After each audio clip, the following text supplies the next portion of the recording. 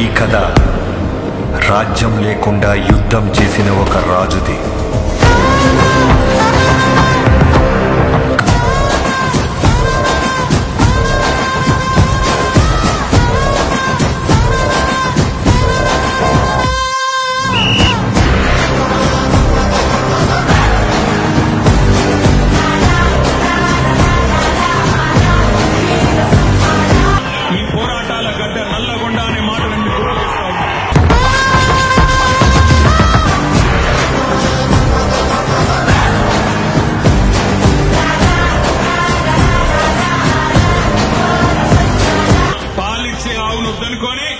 మరి అలా ఎగిరెగిరి తంతున్న దున్నపోతులను తెచ్చుకొని మీద పెట్టుకున్నాం.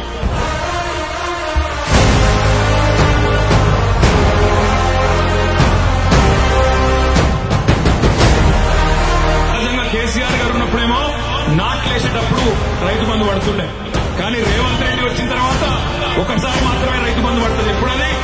నాట్లప్పుడు కాదు, ఓట్లప్పుడు పడుతుంది.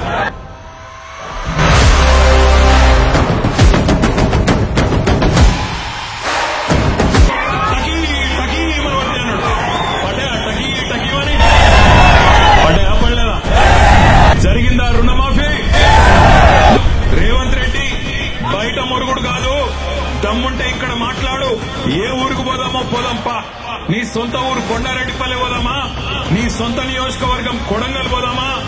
ఏ ఒక్క ఊర్లో 100% మంది రైతులు కూర్చొని మాకు రుణమాఫీ అని నేను రాసిస్తే అక్కడనే రాజకీయ సన్యాసం తీసుకుంటా అని చెప్పిన అసెంబ్లీలో. కానీ నోరు తెరవడు, మాట మాట్లాడాడు.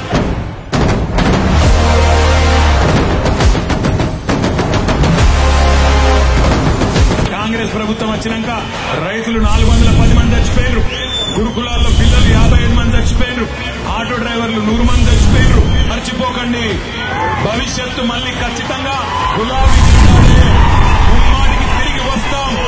అన్ని గుర్తుపెట్టుకుంటాం, వడ్డీతో సహా ఇస్తాం, యాది పెట్టుకోమని చెప్తూ జై తెలంగాణ. కేసీఆర్ గారి నాయకత్వం. 6 గ్యారంటీలు అమలయ్యేదాకా వదిలిపెట్టాం. ప్రజల తరపున అడుగుతూనే ఉంటాం.